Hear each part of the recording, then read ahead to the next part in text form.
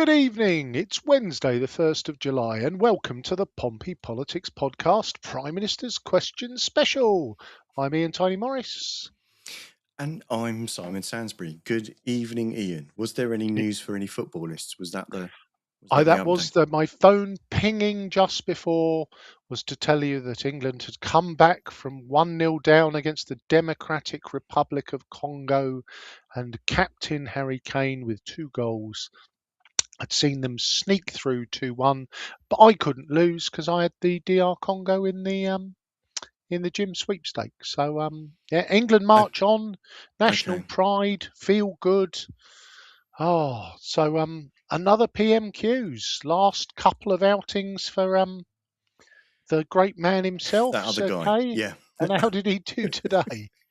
Well, yes, it's weird. He seems to be tell me what you think, but I think he seems to be enjoying them more, knowing that he's got very few of them left.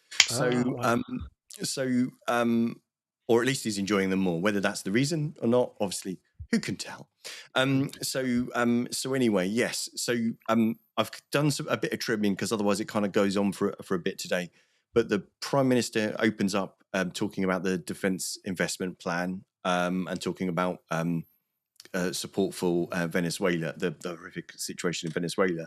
But then the first question is by Dr. Al Pinkerton from the Lib Dems, who's the member for Surrey Heath, who's there. Are you sure?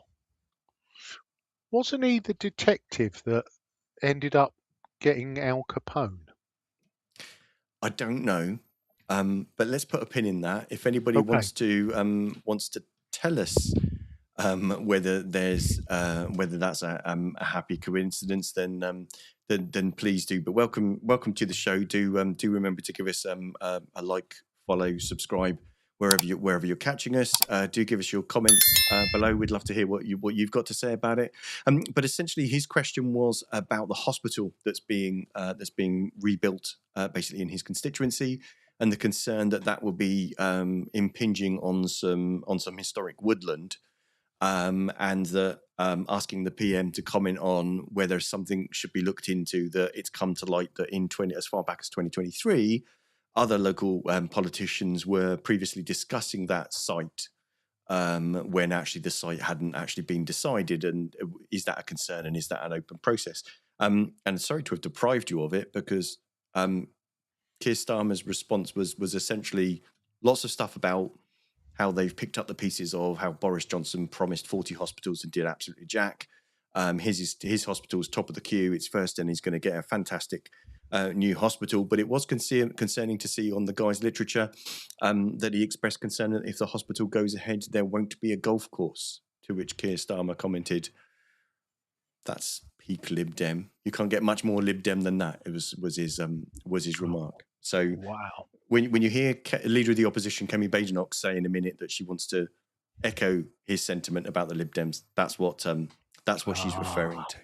So should we get straight into it? Leader of the Opposition Kemi Badenoch. Okay. What? Tell us in the comments, guys, what you think the first question is going to be about, and also let us know how you think that the PM fares in the answers. I think we'll let it run for a couple of questions and then we'll come back. Yeah. Leader of the Opposition Kemi Badenoch. Thank you, Mr. Speaker. And can I associate myself and this side of the House with the Prime Minister's comments about Venezuela and also about the Lib Dems? Mr. Speaker. But seriously, Mr. Speaker, the Chief of Defence Staff made it known that the armed forces needed a minimum of £28 billion more to defend the country. Can the Prime Minister tell us why he thinks half that amount is enough? Prime Minister. Mr. Speaker, I'm very proud that this Labour government has delivered 2 major funding increases in just 2 years in government.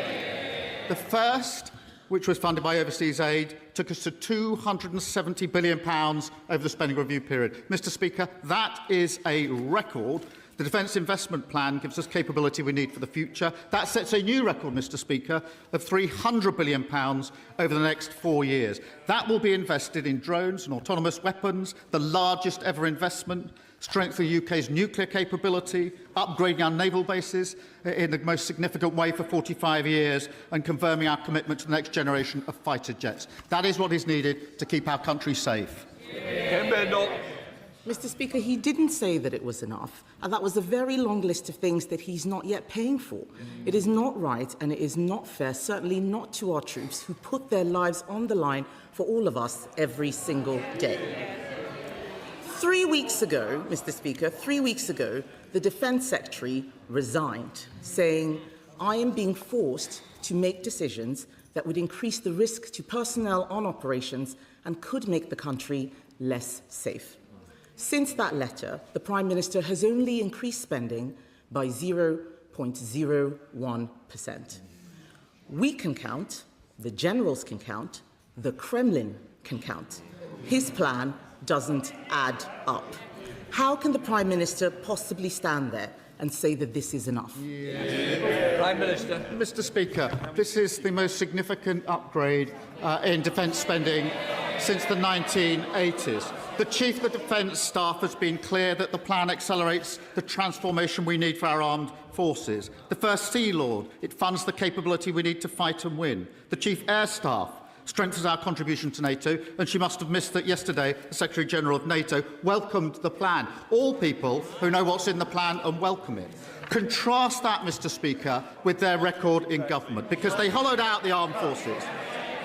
Their record is cutting defence spending. My record is raising it to £300 billion and rising.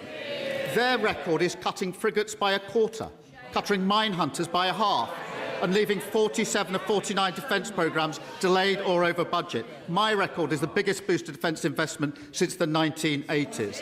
Their record is missing army recruitment targets every year for 14 years. We've given our armed force the biggest pay rise for 20 years and increased defence funding by £15 billion a year. That's a record I'm proud to stand on. So, defence. Who'd have thought that that would be the first thing out of the track? Well, in the style of England football, the defence is leaky.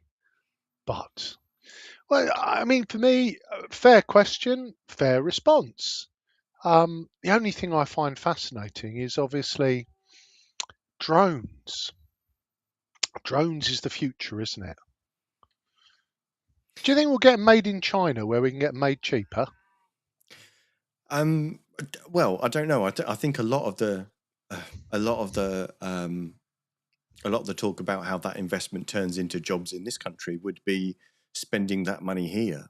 So that it is a valid question as to where do we get those from. But it is also a kind of a point to, if all of these drones rely heavily on AI infrastructure and telecommunication systems that are predominantly owned and operated by the United States of America, when they're not necessarily entirely reliable as a willing participant these days, is I don't know. There's a bit of me that kind of thinks that yes, it's great. It seems a good. I mean, I don't know the detail, and I'm not a military strategist, but it seems from the war in Ukraine that actually that's where a lot of the investment and a lot of the military success has come from, and a lot of the and that's basically improved in kind of leaps and bounds. So it does seem silly to spend billions of pounds preparing for the last war instead of and if you look at the USA-Iran conflict, you know, the USA rocks up with its giant ships and its £4 billion F-97 super duper strike doodahs, and Iran sticks up a drone that somebody's built in a shed, drops a bomb on drops grenades on a vessel, and it is that element of you're firing a cannon at a cloud of gnats. So I think we're going to put that down as a question asked and a question answered, a rare treat. Let's go on. It was. Let's see how that carries on. Kemi Badenoch. Mr. Speaker, the Chief of Defence Staff is an honourable man, and what he and the NATO Secretary-General have done is welcome the fact that a plan has been published. Just that it's been published. They've been waiting for over a year. Strategic Defence Review was last year. He is an honourable man, Mr. Speaker, who is having to make do with very little. The threat level has dramatically changed in the 2 years that the Prime Minister has been in office. Poland, since the Prime Minister took office, Poland has increased their funding to 4.8%. Germany has increased theirs to 3.7%. This year, Russia will spend 10% of GDP on defence. Meanwhile, Britain is spending it all on welfare. Even the limited plan that he has announced has Sorry, were you trying to grab me? Yeah, I was, because that really is a nonsense. Russia is spending 10% on defence. No, it's spending Russia's 10% spending on an 10% illegal on war. being at war. Yes. Just having invaded a sovereign country that it promised yeah, that it would protect. Yes. Yeah, and Poland are spending that much on defence because they're next. They're next, and there's an element of also Poland hasn't got a very big economy.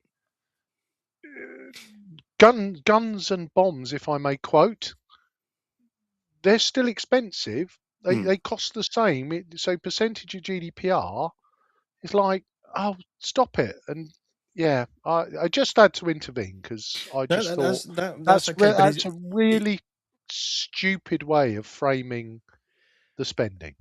Yeah, I mean, it's a fair point. I mean, those are just numbers. But as you say, the countries that are closest to Russia and who feel most at risk or at threat of being invaded or attacked by her are likely to be spending lots of money now to deter such attacks. Yes, and that makes eminent sense. That's not a reason for not spending as much as we need to on our defence, but it is a bit of a crazy equivalence, isn't it? Anyway, let's get back. Play. Yeah. Completely unravelled because he hasn't found the money to pay for it. It is £5 billion short. We all know that he is leaving this mess to his successor. So can he confirm that the member for Makerfield has agreed to fund the shortfall? Prime Minister. Mr. Speaker, what they did was to cut defence spending. When they came into power, defence spending was 2.5%. What did they do? They cut it to 2.3%, a cut.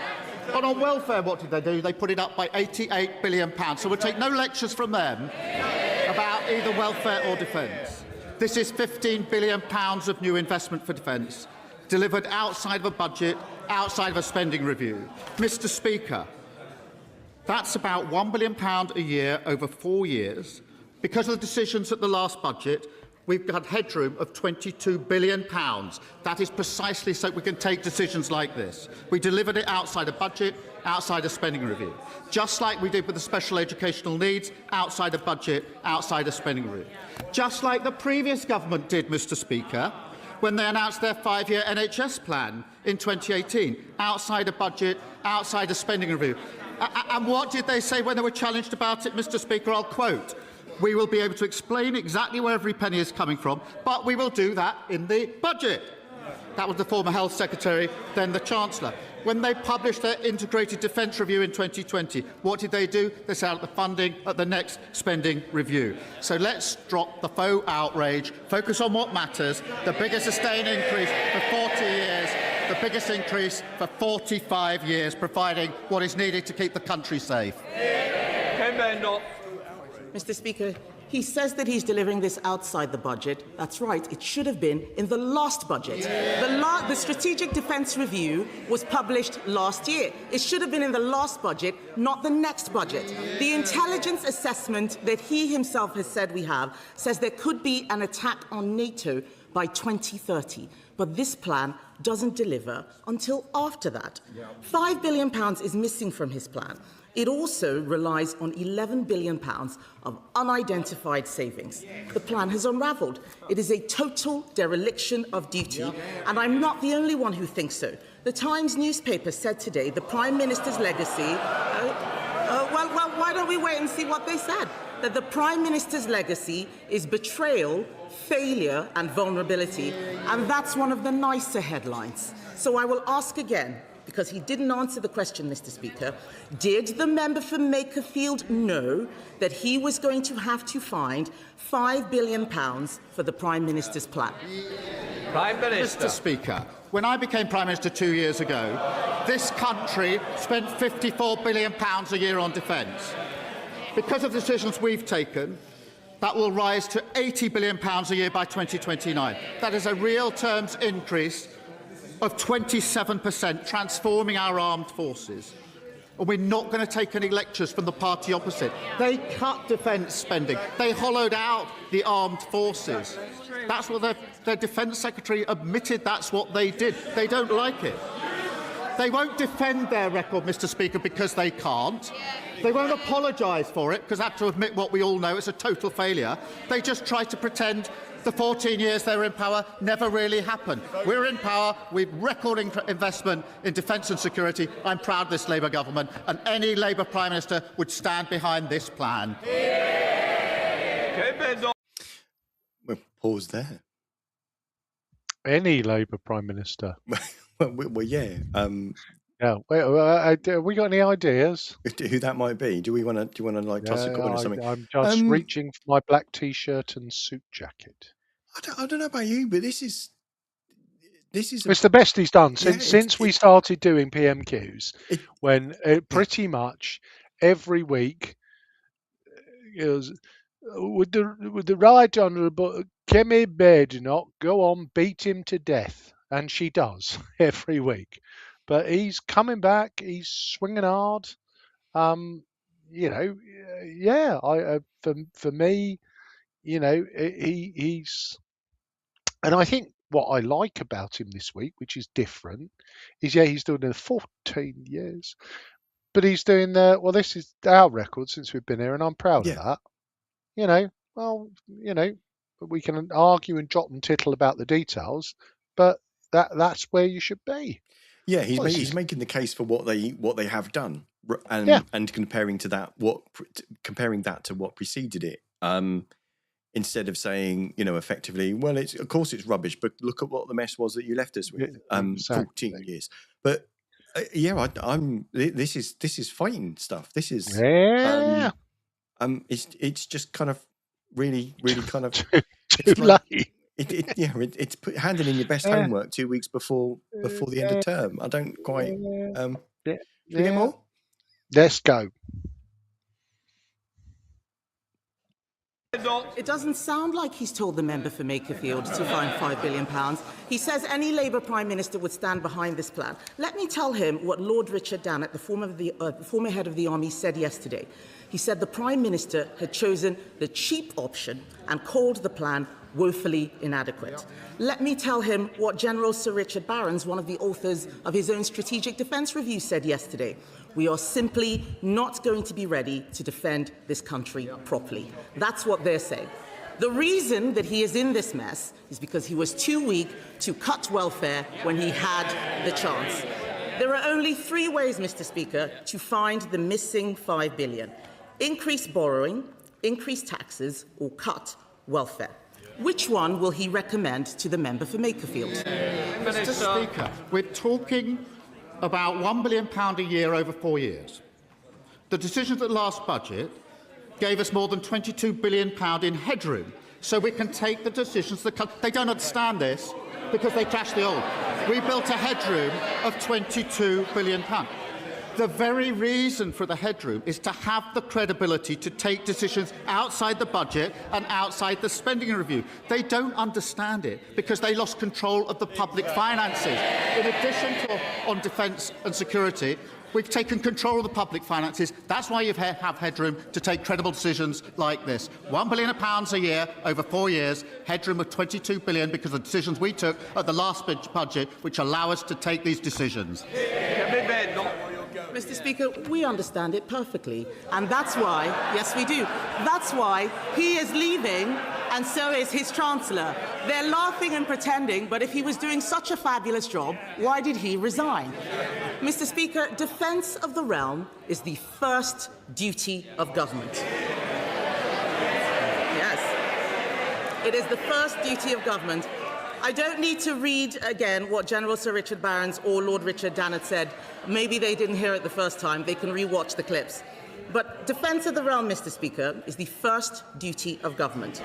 Britain is facing a moment of danger unlike anything in our lifetimes, unlike anything that we saw even in government. We need a plan to fund our armed forces that meets this moment. They are the government for now, not for 10 years ago. And the fact is, Labour's plan is too weak, it is too little, and it is too late. If his successor doesn't want to be complicit in this failure, he should come out and condemn this plan.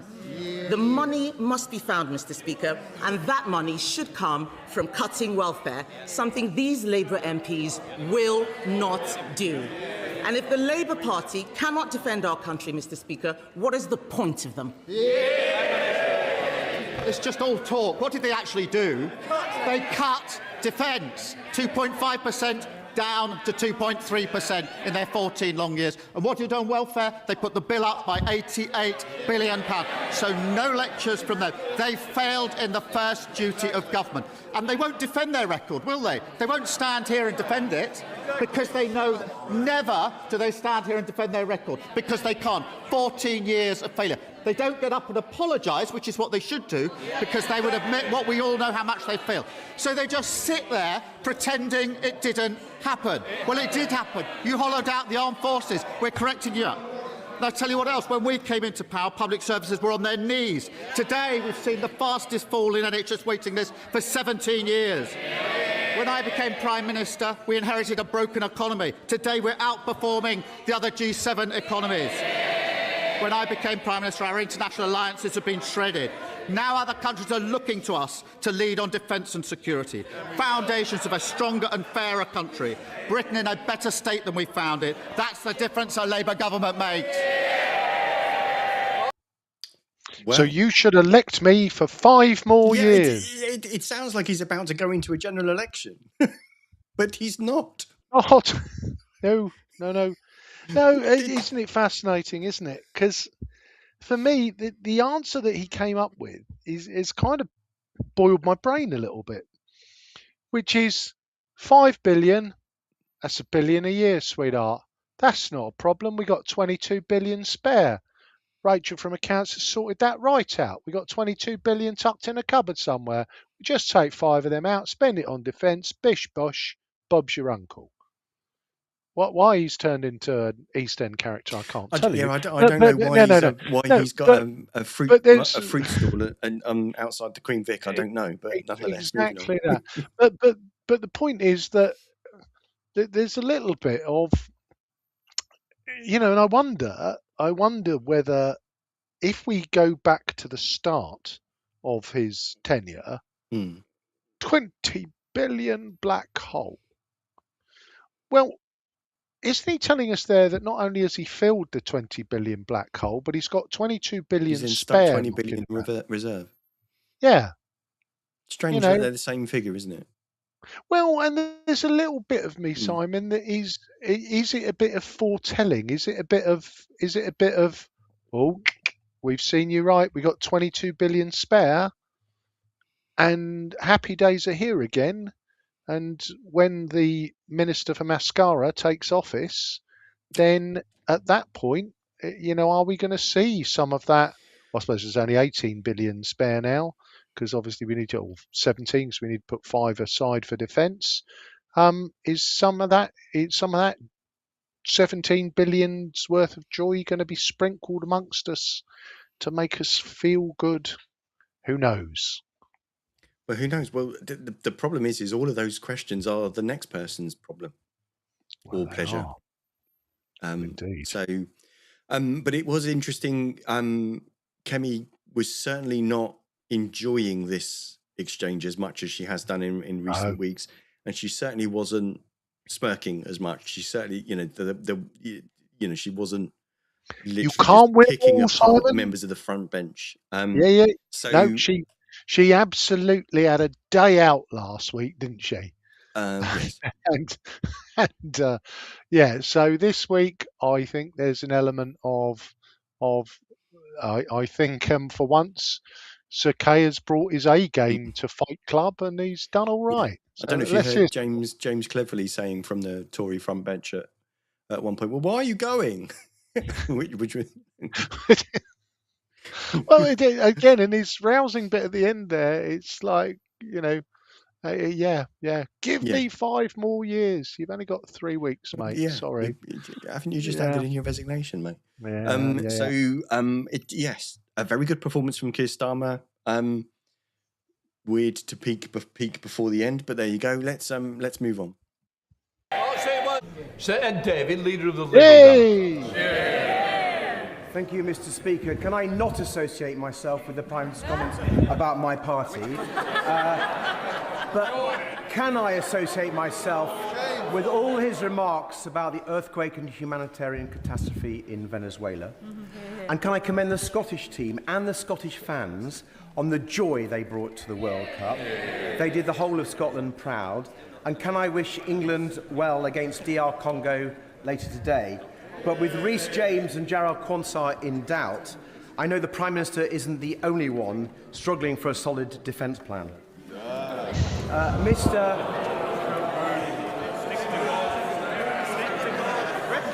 Mr. Speaker, the wars in Ukraine and Iran show us how seriously we must take the threat of missiles and drones hitting our country. Our national security requires the best possible missile defence system, including Royal Navy destroyers. But the funding in his plan for this falls dangerously short. Yet the Prime Minister has rejected our proposals for defence bonds, which were used in the past to rearm our country. So can the Prime Minister tell us why has he chosen to leave our country so vulnerable to missile attack? Prime Minister. Can I first join him on his comments about the Scotland team, the Scotland fans, and wish England well? I'm not sure about his gag. He was getting a bit better the other week, but he's gone back down. I'm afraid that one is a red card. But, Mr. Speaker, our defence investment plan gives our country what we need to fight now and into the future, the capability that's been assessed through the strategic review.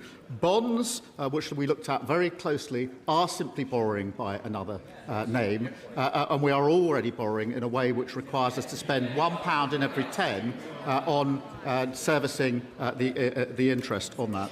And I would gently point out, before he carries on with any criticism of our plan, that he sat in a cabinet that cut defence spending by 22%.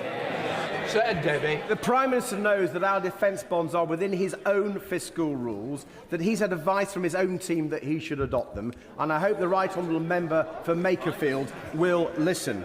But, Mr. Speaker, I have another concern that I think the Prime Minister will share. The rising tide of racist violence and hate that we're seeing in our country, and the way it's being incited and normalised, including, I'm afraid, by some members of this House. I was talking to a British friend of Indian ancestry who told me how reform activists came to her door and said that if they get into power, she and her family will have their passports seized and their citizenship revoked.